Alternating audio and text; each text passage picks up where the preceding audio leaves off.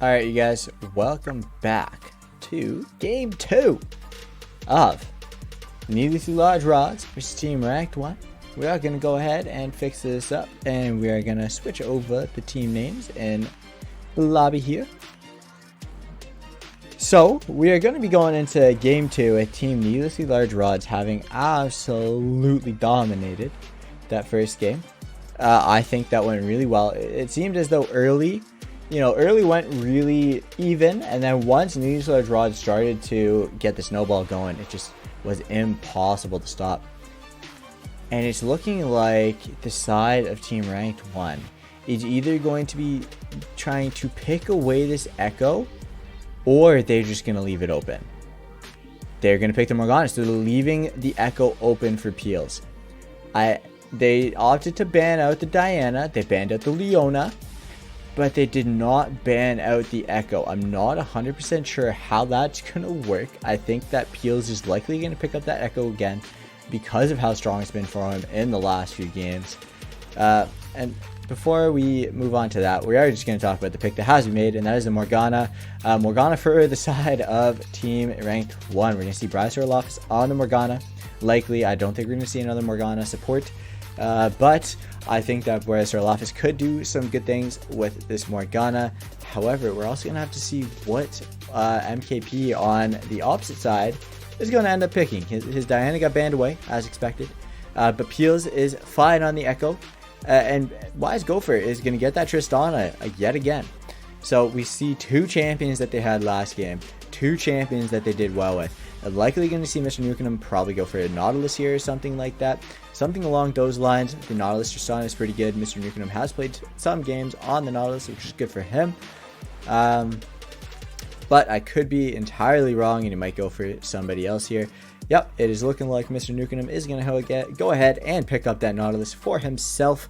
So it's going to be Nautilus Tristana bottom lane. Peels on the Echo yet again. And this the second banning phase, I'm curious who's going to be banned out from the side of Team Needlessly Large Rods.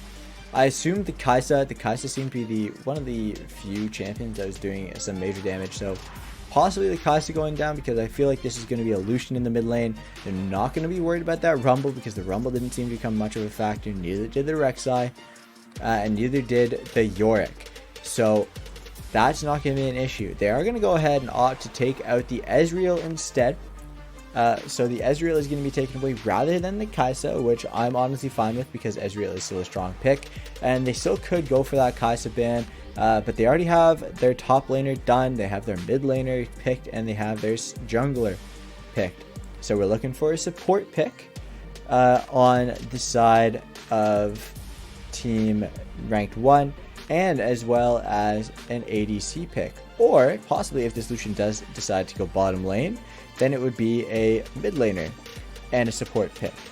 But we're going to see how this ends up working out. We see no ban for ban 4 on the side of Team Ranked 1. I don't know if that's intentional or not, but that's what we're rolling with here. And we're going to see a 5th ban from the side of Team Needlessly Large Rods go down onto the Kai'Sa. Like I was talking about before, Kai'Sa was the main champion, causing them some issues in the last game.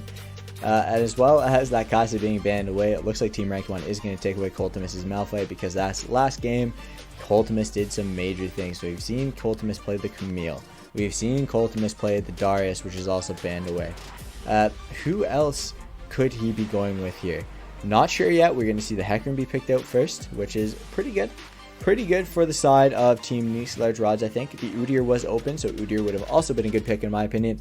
However, I do really like this Hecarim. So less of an assassin pick and more of a, go fast, bruiser style champion. Got those tanks. They do have the tanks this time. Welcome back, Mr. LaRock. Got those tanks. We got those tanks. I like the cheat again. Oh my gosh, with the Nautilus. We might be getting an invade. We have a Blitzcrank. For the first time ever, invade, maybe? Oh my word. I like this set pick. I really like this set. Look at the team fight yet again from Team Needlessly Large Rods. The Nautilus, the Hecarim, Peels again on the Echo, and the set topping it all off. Tristana, we saw Wise go for Tristana. What a team fight. And on the other side, we have the squad of picks. Blitzcrank pick champion, Morgana following that up, close second, and a Shen. Holy, so we got team fight versus pick comp here. This is looking like a fun game. Wow. Yet again. The double ADC comp into this team. I don't know how that's going to work for them. I'm not going to lie to you.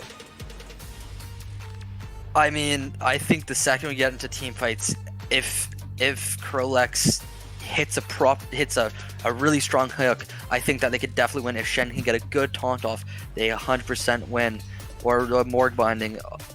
But if they go into these team fights without getting those pre-picks, you know, they're going to run into a Nautilus, a depth charge, or a hook, or just the Hecarim mass disruption. If Team Rank 1 plays their comp and can get these picks off before they walk into the fights, they should be able to clean up, especially with that Jinx getting those resets. However, if they walk into these fights, or if Team Needlessly Large Rod catches them out, like we saw in the last game, if those bush camps, if that happens again, they are in a world of pain. This Blitz pick is the definition of a for fun pick. I 100% agree, Disdain. Thanks for coming by. I 100% agree. I think this is going to be a fun time. We haven't had an invade yet, so it is honestly possible that it may happen. And if it does, it's going to be a little bit of a fiesta, and it's going to be great for content. It's going to be very entertaining. So that for fun pick will live up to its name 100%, and I'm looking forward to it. I want an invade. 100. Give me the invade. Oh my word. It would be so nice to see. We saw a bit of an invade last game. It was just the Flash. The Leona, it was on the Leona, so the Flash away. Not everyone was there. So I guess it counts as an invade because it was in the enemy Tribush. But it didn't work. We didn't see any kills going over. We only saw the one Flash. So I'm really hoping with the Blitzcrank and the Morgana, I really hope we get something spicy happening here. If not, maybe that's just such a big brain move that they, you know, kind of say, oh my god, we're going to invade you. And so they group to catch that invade, and then bang, they just take their top side jungle and they get 3 jungle camps. I mean, it could work that way. It could absolutely work that way. It's like, yoink, you think I'm yoinking you? Nah, give me your jungle. The mind games. That's what the Blitzcrank is. It's similar to a Teemo. It's a mind game sort of pick. Absolutely a mind game sort of pick. The Teemo just begs you to get camped because nobody wants to play against a Teemo, and the Blitzcrank just makes you always on edge, thinking about when that hook is gonna come over that wall when you can't see it. So this is gonna be a real fun one to watch, in my opinion. But at the same time, we do see Mr. Nukem on the Nautilus, so it's a hook for a hook. We're just gonna see whose hook does better. I think the bigger hook might end up winning out here, because in this case, I feel like size might matter a little bit. What do you think? I always like the Nautilus over the Blitzcrank. If I can take a pick of champions, the Blitzcrank definitely. If you're getting all of the hooks, it's a better hook in terms of singular ability. The Blitzcrank, his hook is 100% better than Nautilus hook. The difference is the rest of the kit. Nautilus passive is a CC. Nautilus E is a slow. Nautilus W is a shield. Nautilus R is a huge amount of CC that can knock out more than one person. Blitzcrank, on the other hand, has the hook. W is a speed, not really doing much. Sure, it'll help Blitz a bit. E is single target knockup, which is, basically what Nautilus has on his passive. And then Blitzcrank alt. Sure, it's it could be a team-wide silence, but you have to be in the middle of the other team and able to, to actually use that. So I always just favor the Nautilus over the Blitzcrank, unless Blitzcrank is really hitting some absolutely nutty hooks here. And oh my word. We might be going for it. Aiden the Stain is asking, name one champion this Blitz can hook and pick on their team. Do you think he has the ability to hook and pick anybody? I think he can get this Tristana. But that's if the Tristana isn't playing behind his tanks. If Wise Gopher is able to play behind KP, Coltimus, and Mr. Nukem, that's a lot of people that's a big shield there. That's a lot of people that he'd have to play in front of. So unless he can do that, I think there's not many options here. Hooking Peels is kind of a hard thing to do because he can always jump back on his ultimate. So ultimately, Tristana maybe, but he has to play those perfectly. That's why I'm saying that picking those Nautilus is a bit of an easier go because even if you do hook a tank, you can still put a lot of CC on them. If you're Blitzcrank and you hook a tank, you kind of just entered your team. Especially if it's like a Hecarim. You know, you hook the Hecarim, and then the Hecarim just ults through like five-year team. And it's like, okay, well, game's over. You know what I love here? We're seeing a double invade, a double blue take, so we're going to see some vertical jungling. This is going to be an interesting one. Not a fiesta, but it was still a fun one. But we're still going to see one because Krolex, Red F, and Bryosaurus are here. Oh, but Bry is missing the Q. Oh, okay, no. So they are just going to walk away unscathed. Not even have to burn a single summoner out of that, which could have been possible. However, you know, it's just a blue for a blue. Hecarim is actually also clearing his entire top side, the entire top side of Bryosaurolophus. So that is going to be a free top side on their side. He's going to get his own top side likely as well, and he should get his own Wolves and Gromp because MKP actually left those up. But we're going to see Wise Gopher get hooked and have to heal. And talk about maybe size doesn't matter. Yeah, talk about not being able to hook Wise Gopher. He says, "Actually, I'll hook him. You shut your mouth. I'm gonna hook him anyways." And, but we see what can happen if he does hook Wise Gopher, and that's at a level 2. That's not even in a late game when all your team is there. That's just red F'd, right? That's an early game jinx, and you can put out that much damage. Late game, if he gets his hook on Wise Gopher, doesn't matter what ultimate he has. Doesn't matter about the rocket jump. He's dying. And I also want to say good on MKP for reading the fact that they were starting with that lane. They did see them there. They did see them on the blue buff. So good on him to read that and to readjust and go to the bot side and pick up that blue buff. 100%. But again, I'm liking this Hecarim level right now because he is getting so much more farm. Oh my god! Magic McKinley just gonna take it, minions. And the Winions are gonna take it out. Slight freeze in the frame right there, but that's perfectly fine. Winions gonna absolutely get that kill over for Coltimus. Peels might be able to dodge this Q. He's running through his minions to body block him here. If he can get his Q and E up, he might be able to get TC poison, but he's not able to get it up in time. And Bryosaurolophus is going to go ahead and pick that up. What a hook coming out from Krolex. Mr. Nukem going to get hit. He's going to have to flash away. We are talking about the size of the hook. We're talking about Nautilus having all this CC. It's seeming as though this Blitzcrank being that for fun pick is actually working as a serious for fun pick. And we're going to see a double scuttle. If you can catch at MKP, this could almost be Dragon. Because MKP, with that respawn time and with trying to get back, that's kind of pushing it there. That gives them a whole bunch of time to set up.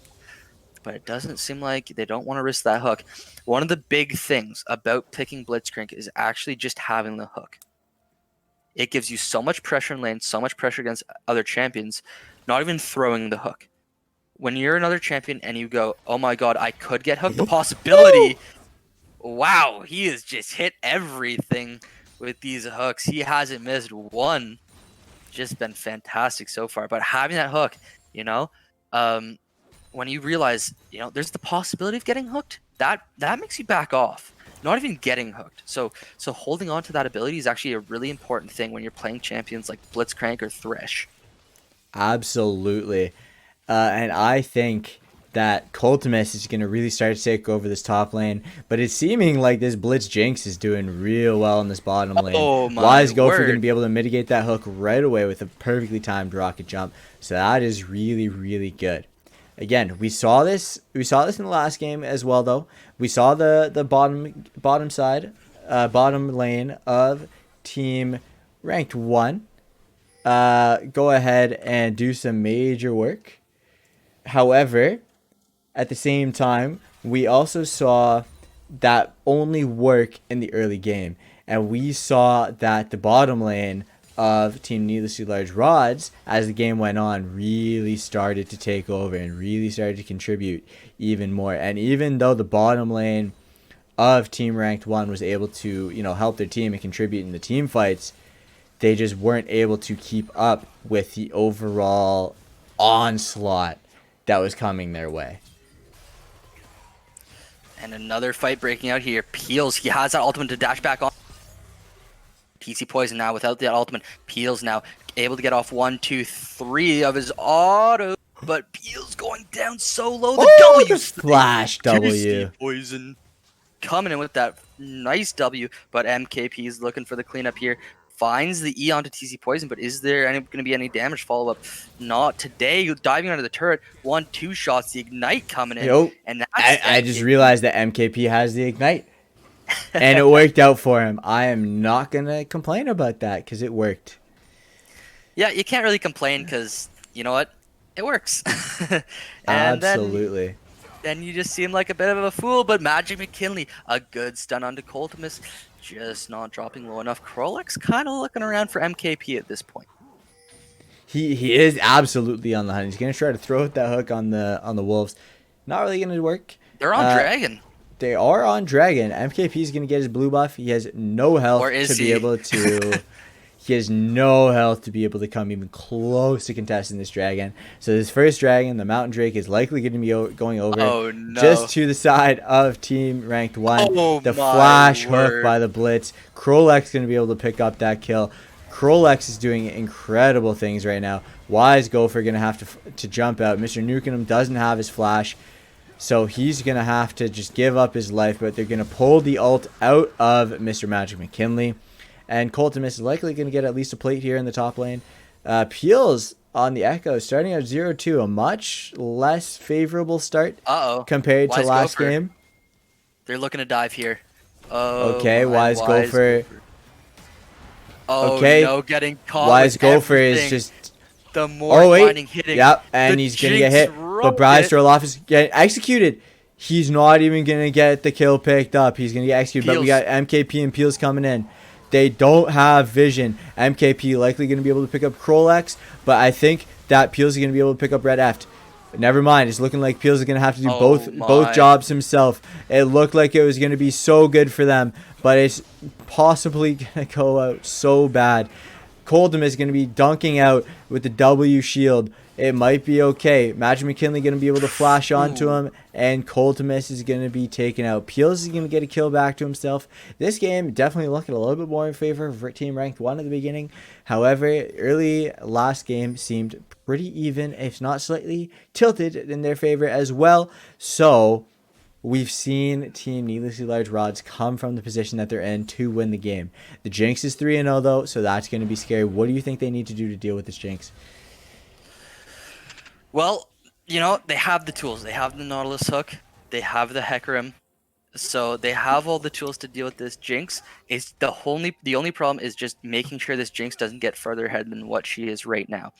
Red Eft has shown that can be a big problem on some of these late game scaling ADCs. So it's about not letting him get to that point.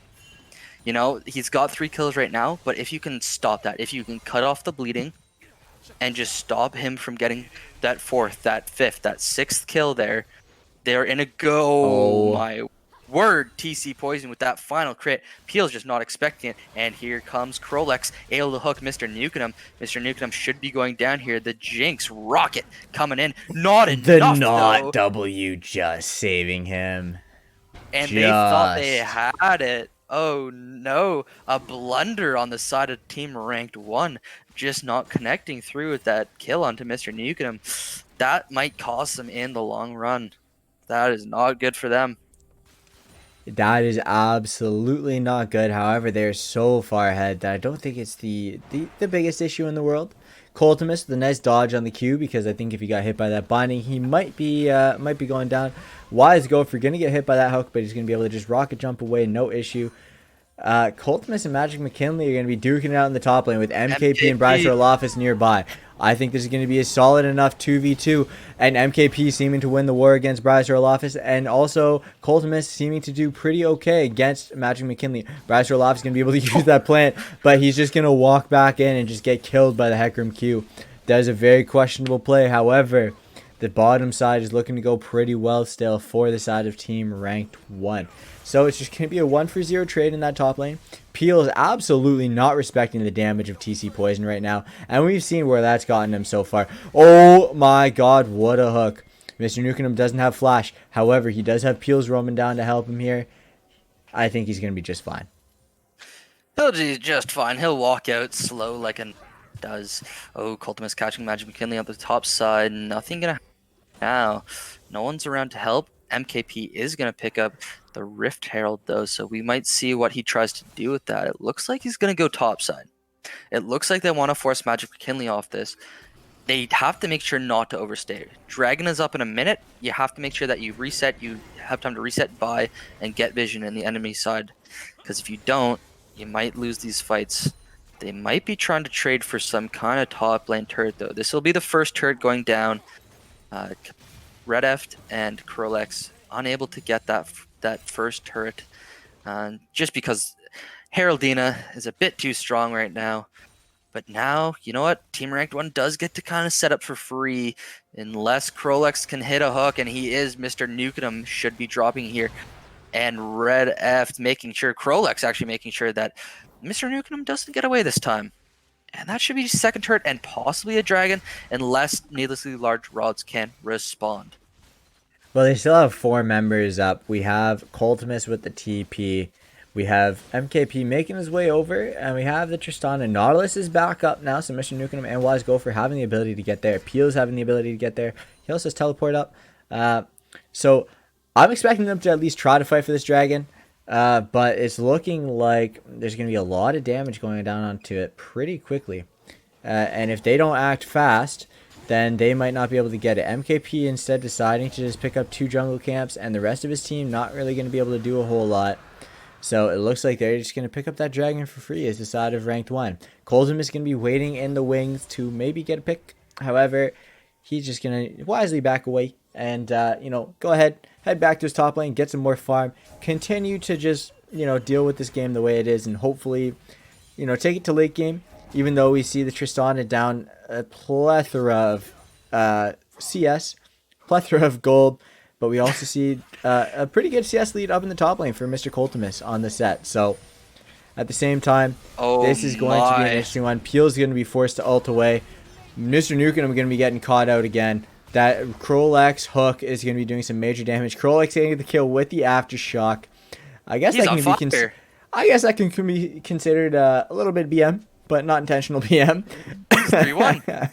But yeah, Krolex is carrying right now. If we're going to look at the gold lead, that's so much gold right now onto Red Eft.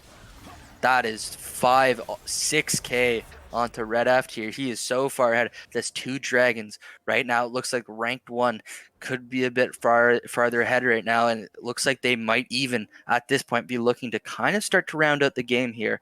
Unless Team Needlessly Large Rods can kind of pull off. But oh my god, another hook onto Wise Gopher. This Blitzcrank has just turned into an absolute unit for Ranked 1. Even though it's not connecting on kills, it's at least getting them low enough to try to get those kills. But here comes the TP.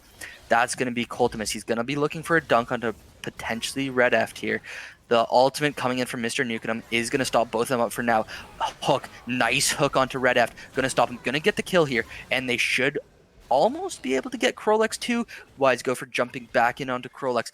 1, 2, 4 more shots should do it here. The hook isn't going to be able to go through the terrain, but Wise Gopher is going to be able to flash over it, and that's going to be Krolex going down once more. The Justice Punch won't do enough. Not the Justice Punch, the little rocket punch. The Justice Punch of the Galio that is not in the game. Peels not really having a whole lot of success against TC Poison here on the Lucian, but he's going to go top to deal with this Shen, and he's going to have a little bit more success in the trades. He's 1-4 right now, but he still does have damage. Don't let that scoreline fool you. Peels on this Echo can still be absolutely lethal. Do not let the scoreline bait you in. It's going to be a big lane swap. Coltimus should be able to deal with TC Poison here, I think. As long as he can play this correctly. He has the Bramble Vest. He has the Tabbies. I know they're not called Tabbies anymore, but I'm still going to call them Tabbies anyway. He has the armor to be able to deal with this. And overall, I think he has the ability. He's going to flash in. He's going to E. He's got the Heck Room coming in. MKP is around. Doesn't have the Onslaught of Shadows yet. But he is going to be able to go ahead and probably pick up this kill. Not quite. Krolex. Okay, big flash in. Krolex going to be doing some major work. That for fun pick is just going to be absolutely for funning it and taking them out of the game. 5, 2, and 4 on this Blitzcrank. Peels is going to be stuck in the Baron pit, but he's going to get out. Wow, this Blitzcrank pick is actually looking way stronger than I was ever going to expect. Oh my, with Dragon up in 130, they're on track to get a 25-minute Dragon. A sub 25-minute Dragon, which is a really strong right now. I would hope it'd be a sub 25-minute Dragon. Well, with this Dragon, then you got the death timer, the respawn timer. But they are just really doing everything right now to get all the turrets, to get all the objectives. It's looking hard right now if you're team Nidalee Large Rod. What do you try to go for? What do you try to stall out? And who do you try to kill? I think they just need to let this Tristana farm up. If they can find a way to, buddy it up so that way Tristana has a little bit of protection, get some farm, and get some gold back into her pocket. Get back into the game, because right now Tristana is 50 gold behind. Wise Gopher, 50 CS. Wise Gopher is 50 CS behind Red Eft, all right? So that is a huge difference in the ADC. So those 2 kills are going to be really good for Wise Gopher, but I think he still needs to farm up. He's still behind in levels and XP as well. It's not just the gold, it's not just the minions.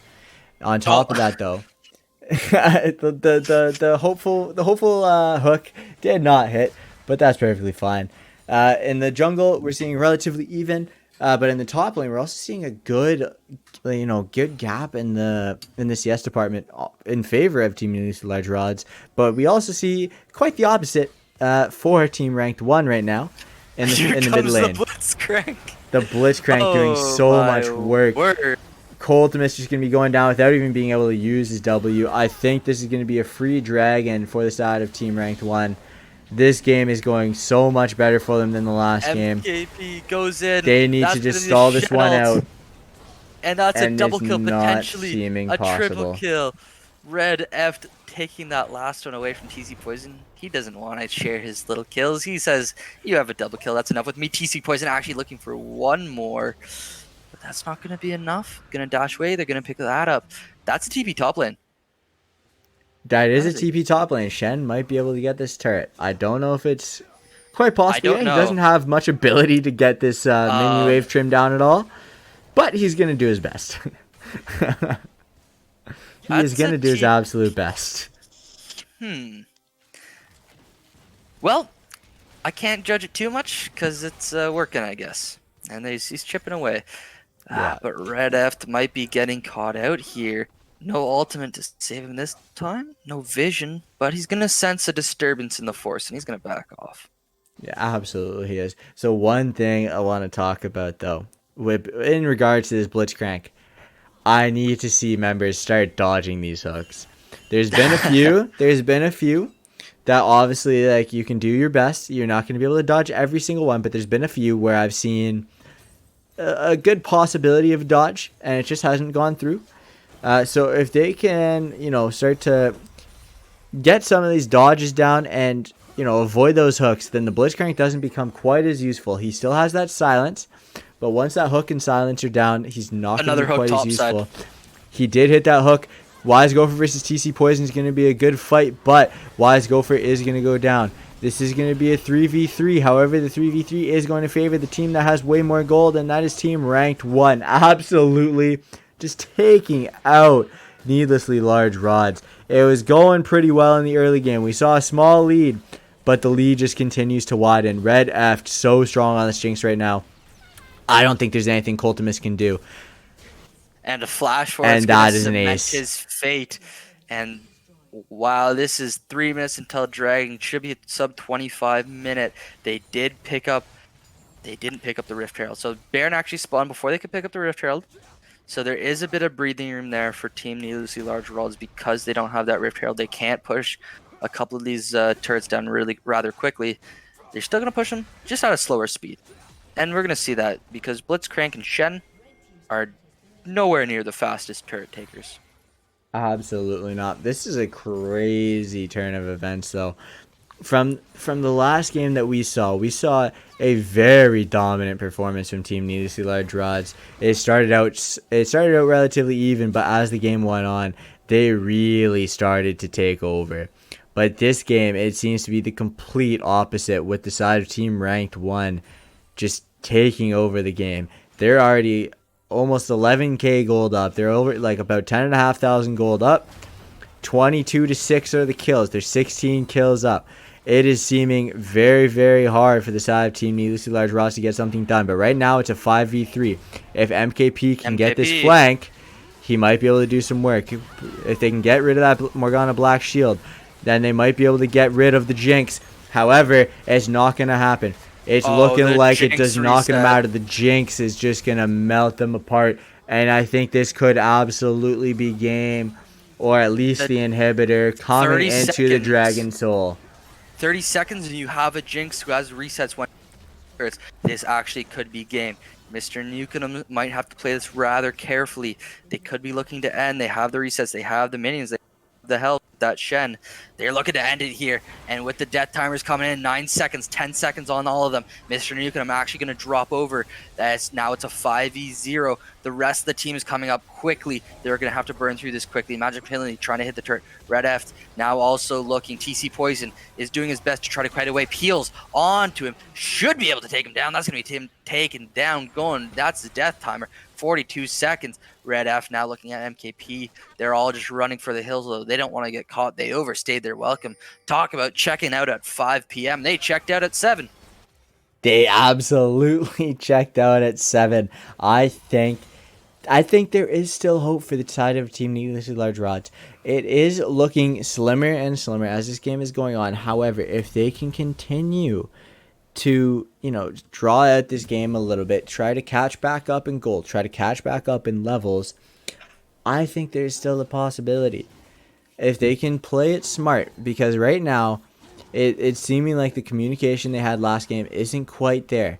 So we saw MKP setting up for the flank, but he came in a little bit late as Mr. Nukem had lost some health in that mid lane. And then it looked like he turned back and doubled back and was forced to come back into the play. So here's the final fight, though. Everything matters on this. Mr. Nukem gonna get caught out. We're and then absolute god of a hook from Krolex. This is it. This is gonna be game. Surely it has to be it.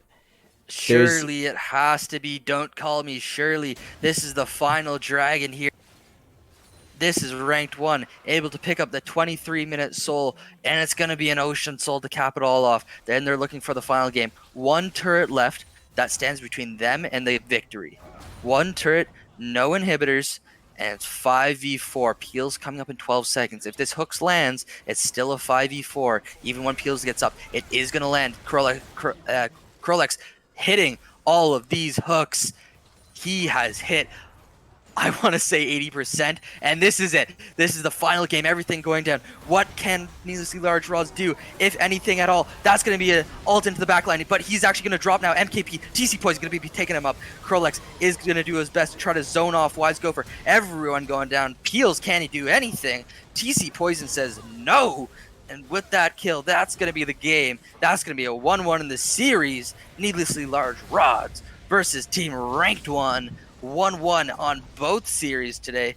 Thanks everyone for tuning in. Fantastic games all around. It's been an absolute